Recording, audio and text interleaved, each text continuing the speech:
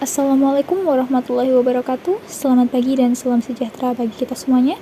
Perkenalkan, di sini nama saya Winda Aprilia Saputri bersama rekan-rekan kelompok saya yaitu Lidiani Ernagea, Tiara Dewi Seviana, dan Deden Maulana hendak mempresentasikan materi pada hari ini yaitu berjudul bilangan indeks atau yang sering kita sebut sebagai angka indeks. Oke, mari kita mulai pembahasan kita tentang ukuran perbandingan atau yang lebih dikenal sebagai angka indeks. Dalam video kali ini, kita akan membahas pengertian tentang angka indeks dan prinsip-prinsip dasarnya dan jenis-jenis angka indeks tersebut. Kita akan kembali dulu pada ukuran statistik. Seperti yang teman-teman ketahui, di dalam statistika ada ukuran gejala pusat, ada ukuran gejala letak, ada ukuran variasi, ada ukuran distribusi data, ada ukuran perbandingan, dan ada ukuran hubungan.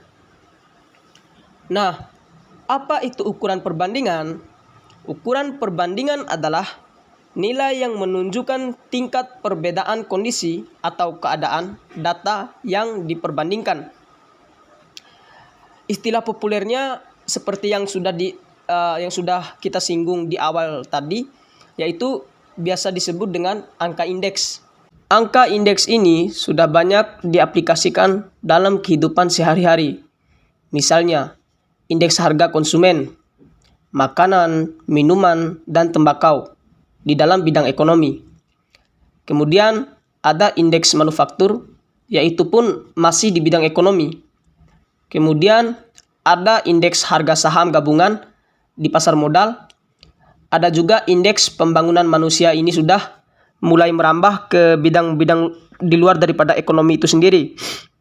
Ada juga indeks kebahagiaan dan juga ada indeks persepsi korupsi. Dengan demikian, sekarang istilah angka sudah tidak lagi dibidangkan dalam bidang ekonomi saja, tetapi juga sudah ada di bidang-bidang lain selain daripada bidang ekonomi. Untuk memahami lebih lanjut, mari kita lihat ilustrasi berikut. Bahwa pada dasarnya, angka indeks ini melakukan perbandingan sesuatu atau hal yang sifatnya sejenis. Sejenis itu seperti apa? Seperti ini teman-teman. Ada apel, beratnya 325 gram. Kemudian ada pir seberat 260 gram. Berarti berat ini yang akan kita perbandingkan nantinya. Atau mungkin antara tinggi dengan tinggi itu bisa dibandingkan. Yang penting mereka sejenis. Jadi adalah hal yang boleh disebut tidak masuk akal apabila kita membandingkan dua hal yang tidak sejenis.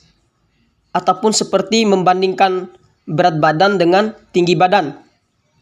Dia tidak bisa dibandingkan karena berat dengan tinggi itu adalah dua hal yang berbeda dalam konteks angka indeks.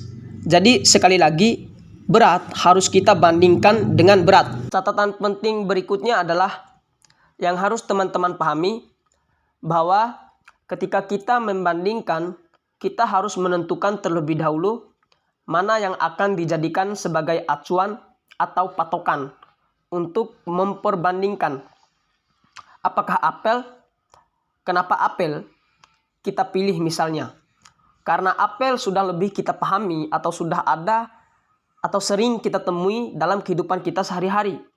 Makanya secara umum acuan akan lebih dipahami atau diketahui kondisinya, sehingga kondisi yang akan dijadikan sebagai tolak ukur perbandingan akan relatif lebih mudah untuk kita pahami. Misalkan kita akan menjadikan apel sebagai acuan. Jadi kita akan bertanya, pir itu berapa kali sih beratnya dari apel? Nah, ini adalah notasi perbandingan yang biasa kita lakukan.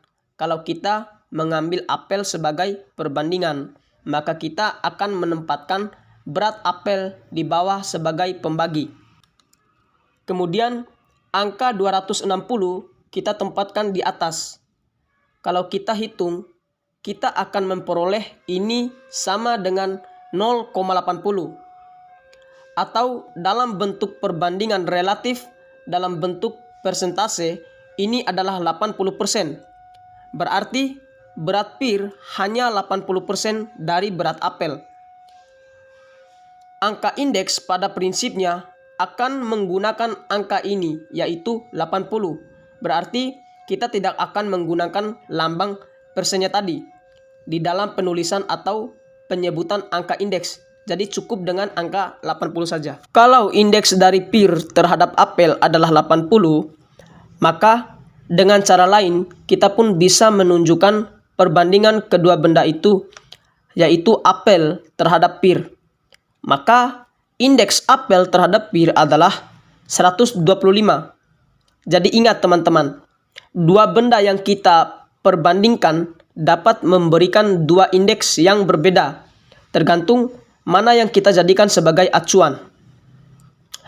Untuk memahami hasil perhitungan yang dilakukan, maka kita akan selalu mendapatkan kondisi seperti ini. Jika angka indeks atau lebih lanjut kita sebut sebagai indeks harganya 100, ini menunjukkan bahwa kondisi kedua benda yang diperbandingkan adalah sama. Apabila kurang dari 100, ini menunjukkan bahwa kondisi benda yang diperbandingkan lebih rendah daripada benda yang dijadikan sebagai acuan. Begitupun sebaliknya. Kalau lebih besar dari 100, ini menunjukkan bahwa kondisi benda yang dibandingkan lebih tinggi daripada acuannya. Makna yang bisa kita ambil dari perbandingan atau indeks dari gambar sebelumnya itu menunjukkan perkembangan atau perbedaan kondisi suatu hal atau fenomena dari waktu ke waktu jika indeks disusun oleh data yang dikumpulkan dalam periode waktu berbeda. Nah, contohnya itu misalnya kita ingin melihat indeks gaji yang kita terima setelah 5 tahun kita bekerja dibandingkan ketika kita pertama kali bekerja. Jadi kita itu membandingkan suatu hal yang sama tetapi dalam periode waktu yang berbeda. Selanjutnya, tingkat kinerja atau pemenuhan target dari suatu hal atau fenomena yang diamati jika indeks disusun oleh data yang diperoleh dari hasil pengukuran yang memiliki standar atau target pencapaian tertentu. Nah, di sini contohnya itu seperti ini. Kita ingin belajar berjualan dan target berjualan kita tuh di awal kita susun nih harus 1 juta. Nah, kemudian di akhir hari kita penjualan kita memperoleh hasil 1.200.000, melebihi dari target yang telah kita susun. Nah, berarti di sini kita mendapatkan indeks dibandingkan dengan target yang sudah disusun sebelumnya. Selanjutnya, ketika kita berbicara indeks, akan ada acuan atau patokan perbandingannya. Secara umum dalam aktivitas ataupun indeks ekonomi yang disusun akan selalu ada istilah waktu dasar. Apa sih waktu dasar itu? Nah, waktu dasar itu adalah waktu di mana hal atau fenomena yang dijadikan sebagai dasar perbandingan berlangsung. Misalnya kita ingin mengambil tahun 2010. Nah, maka kondisi tahun itu yang kita pakai sebagai acuannya atau waktu dasarnya. Selanjutnya, nilai indeks pada kondisi waktu dasar adalah 100. Next, kondisi waktu dasar harus relatif stabil. Tidak terdapat peristiwa kritis seperti peperangan, wabah penyakit, krisis ekonomi dan moneter. Selanjutnya, jangan terlalu jauh jaraknya dengan waktu yang dibandingkan. Nah, misalnya kita mengambil tahun dasarnya itu 2010, kemudian tahun bandingannya itu kita ambil 1850. Nah, gak bisa seperti itu karena itu kejauhan dari tahun dasarnya. Jadi kita jangan terlalu jauh jaraknya. Notasi penulisan indeks. Biasanya penulisan indeks itu dapat berbentuk IT_0 atau IT,0. Nah, I di sini yaitu angka indeksnya, 0-nya waktu dasar, dan T waktu yang dibandingkan atau waktu yang diperbandingkan. Nah, di sini sebagai contoh I 2019-2010 atau indeks 2019-2010. Sini berarti bahwa kita menghitung indeks untuk tahun 2019 dengan menggunakan waktu dasar tahun 2010. Selanjutnya, ada contoh soal atau contoh kasus. PT selalu bekerja keras memproduksi pupuk secara alami setiap tahunnya. Pada tahun 2016, total produksinya adalah 165 ton, dan pada tahun 2017 sebanyak 215 ton.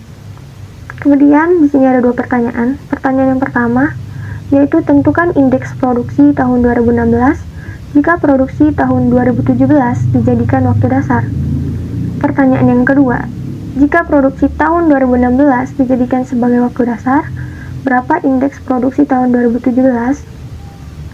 Kemudian kita mencoba untuk menjawab pertanyaan yang pertama atau yang A-nya.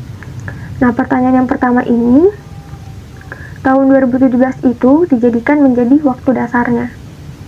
Nah, jadi kita masukin rumus I T garis 0 sama dengan indeks 2016 garis 2017.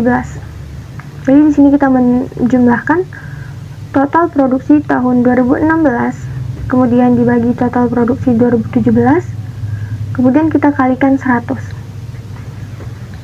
Kita masukin total produksi tahun 2016 itu kan 165 ton. Kemudian kita bagi dengan 2017, 215 ton.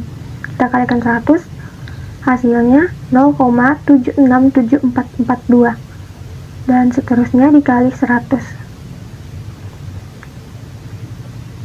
Nah, jadi indeks 2016 garis 2017 yaitu kita temukan hasilnya 76,7442. Jadi, indeks produksi tahun 2016 dengan waktu dasar tahun 2017 adalah 76,7442. Nah, untuk pertanyaan yang kedua, di sini yang menjadi tahun dasarnya itu adalah 2016. Sedangkan pertanyaan yang pertama tadi yang menjadi tahun dasarnya adalah 2017. Nah, jadi di sini sama saja seperti yang tadi, kita masukin lagi rumusnya. I T garis 0 sama dengan indeks 2017 garis 2016. Kemudian kita bagi total produksi 2017 dengan 2016. Kemudian kita kalikan 100. Kemudian kita menemukan hasilnya yaitu 130,3030. Jadi, indeks produksi tahun 2017 dengan waktu dasar tahun 2016 yaitu 130,3030. Nah, di sini ada jenis-jenis angka indeks dalam ekonomi berdasarkan jumlah barang atau hal yang dilibatkan dalam perhitungan. Di sini angka indeks dibagi menjadi dua, angka indeks relatif sederhana dan angka indeks agregat. Nah, kemudian angka indeks agregat ini dibagi lagi menjadi dua, angka indeks agregat tidak tertimbang dan angka indeks agregat tertimbang. Nah, jadi angka indeks relatif sederhana yaitu hanya terdiri dari satu jenis barang atau hal. Jadi dapat berupa contohnya itu seperti indeks produksi beras, indeks harga cabai merah. Kemudian angka indeks agregat yaitu terdiri lebih dari satu jenis barang atau hal. Misal contohnya indeks 9 bahan kebutuhan pokok. Kemudian angka indeks agregat tidak tertimbang. Perhitungannya ini hanya berdasarkan beberapa barang atau hal, tanpa melibatkan faktor-faktor lain mempengaruhi atau memberi bobot kepada indeks yang dihasilkan. Sedangkan angka indeks agregat tertimbang, perhitungannya hanya berdasarkan beberapa barang atau hal, dengan melibatkan faktor-faktor lain mempengaruhi atau memberi bobot kepada indeks yang dihasilkan. Selanjutnya, ukuran perbandingan angka indeks. Indeks relatif sederhana. Oke, angka indeks relatif sederhana atau angka indeks agregat tidak tertimbang ini merupakan perhitungan angka indeks yang diperuntukkan hanya untuk satu barang atau satu hal. Nah, melalui perhitungan angka indeks yang relatif sederhana ini, kita akan mengetahui kondisi suatu hal atau barang dibandingkan dengan hal atau barang yang dijadikan acuan. Kemudian, perhitungan ini akan menunjukkan perubahan kondisi ekonomi dan bisnis dari waktu ke waktu. Nah, waktu dasar yang dipilih pada perhitungan ini haruslah dalam kondisi stabil. Maksud dari kondisi stabil ini adalah waktu yang diambil tidak dalam waktu yang terkena gangguan-gangguan seperti krisis ekonomi, krisis moneter, pandemi, atau hal-hal yang mengganggu lainnya. Kemudian kita masuk kepada perhitungan indeks relatif sederhana, di mana indeks relatif sederhana ini terbagi menjadi 3, yaitu indeks harga, indeks kuantitas, dan indeks nilai. Untuk perhitungan indeks harga menggunakan rumus IT dengan waktu dasar 0 sama dengan PT per P0 dikali 100, di mana PT merupakan harga pada waktu tertentu yang akan dibandingkan, sedangkan P0 adalah harga pada waktu dasar atau kondisi acuan.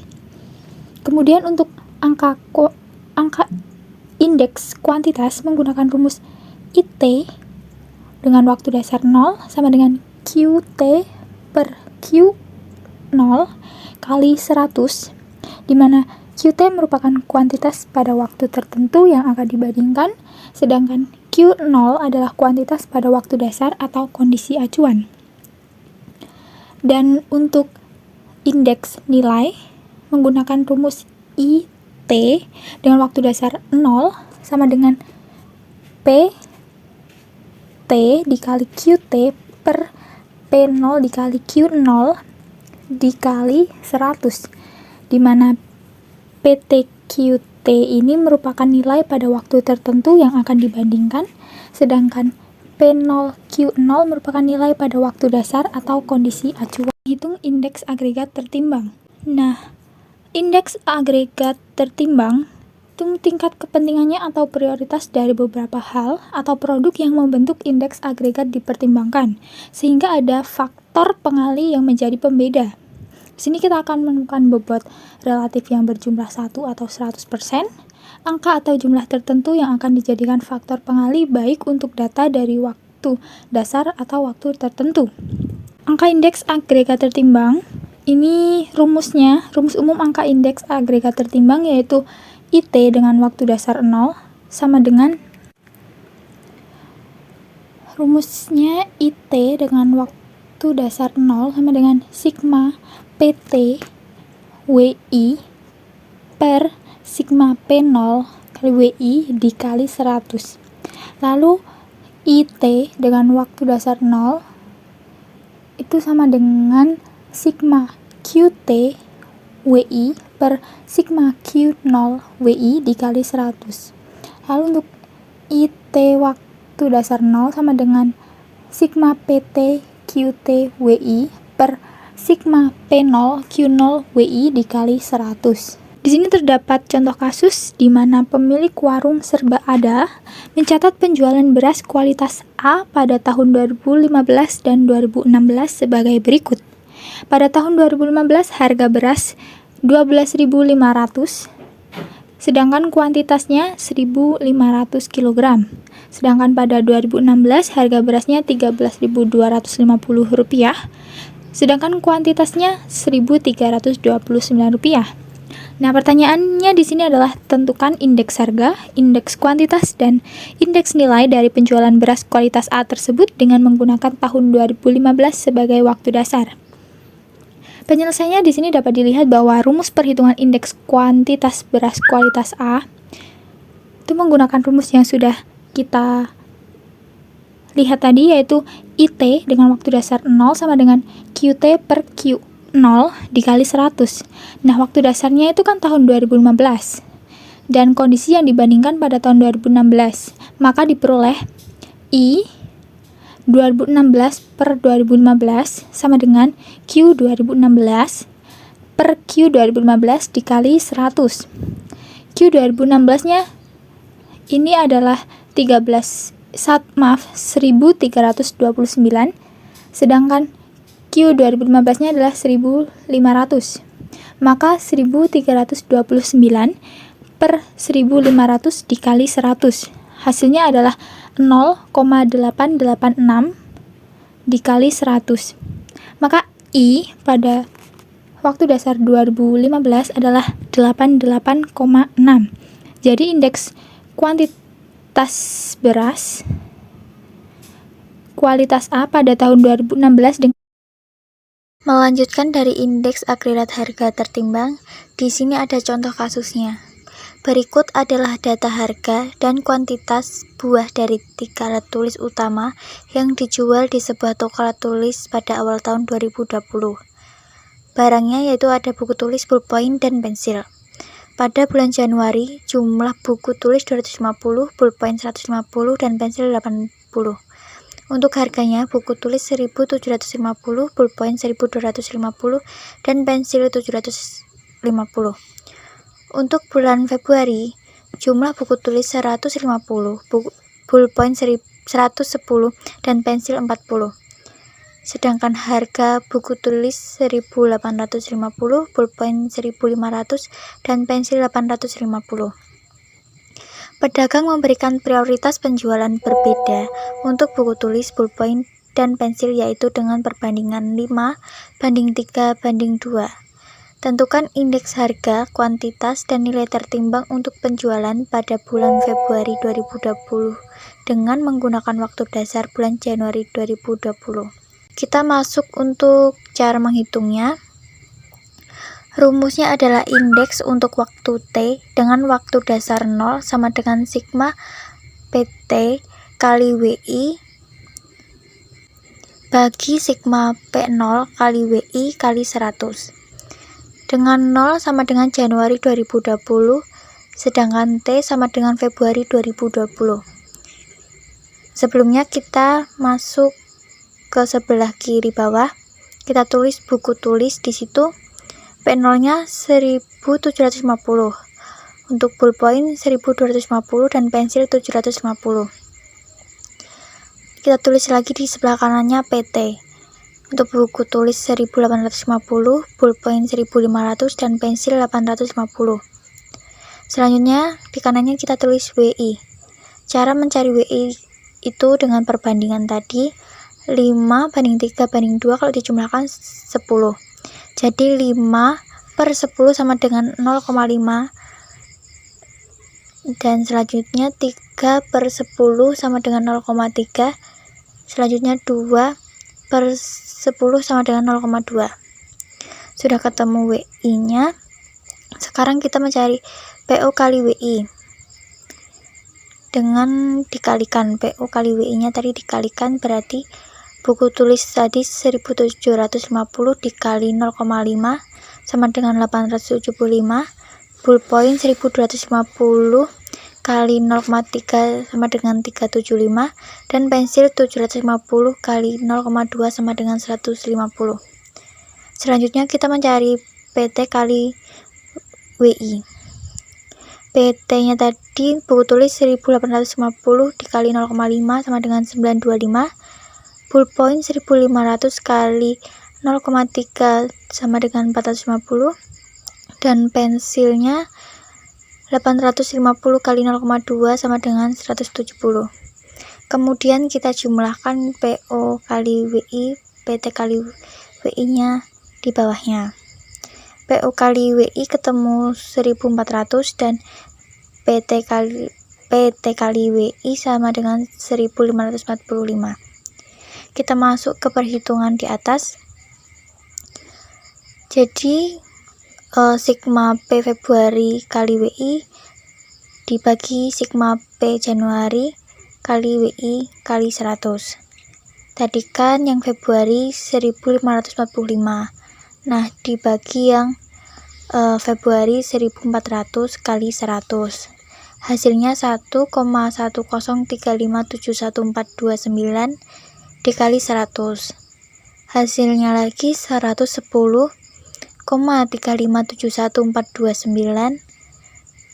Kalau dibulatkan menjadi 110,36. Jadi indeksnya 110,36 dengan kenaikan harga 10,36. Jadi di sini kesimpulannya adalah agregat harga tertimbang penjualan 3 alat tulis bulan Februari 2020 dengan waktu dasar Januari 2020 adalah 110,36. Setelah menghitung indeks agregat tertimbang, maka sekarang kita masuk pada indeks agregat tidak tertimbang. Angka indeks agregat tidak tertimbang yaitu semua hal atau produk diagregatkan untuk menghitung angka indeksnya dan dianggap memiliki tingkat kepentingan atau kontribusi yang sama. Rumus umum angka indeks agregat tidak tertimbang yaitu untuk harga sama dengan indeks waktu T dengan waktu dasar 0 sama dengan sigma PT dibagi sigma P0 kali 100. Untuk kuantitas sama dengan indeks waktu T dengan waktu dasar 0 sama dengan sigma QT dibagi sigma Q0 kali 100. Di sini yang dimaksud Q adalah quantity. Untuk nilai sama dengan indeks waktu T dengan waktu dasar 0 sama dengan sigma PT kali QT dibagi sigma P0 kali Q0 kali 100. Jadi ini adalah perkalian dari harga dan kuantitas. Untuk studi kasusnya, pengurus asrama mahasiswa mencatat kebutuhan dapur di tahun 2017 dan 2018 sebagai berikut. Kebutuhannya ada 5, yaitu beras, tepung terigu, gula putih, daging ayam, dan telur. Pada 2017, harga beras 8.750, harga tepung terigu 10.900, harga gula pasir 11.800, dan daging ayam 31.500, sedangkan untuk telur 18.500. Untuk jumlahnya, beras 250, tepung terigu 50, gula putih atau gula pasir 25, daging ayam 75, dan telur 55. Kemudian pada 2018, harga beras 895.950, untuk tepung terigu 10.250, untuk gula putih 12.250, untuk daging ayam 32.600, dan untuk telur 19.750. Sedangkan untuk jumlah beras yaitu 255, tepung terigu 45, gula putih 30, daging ayam 90, dan telur 50.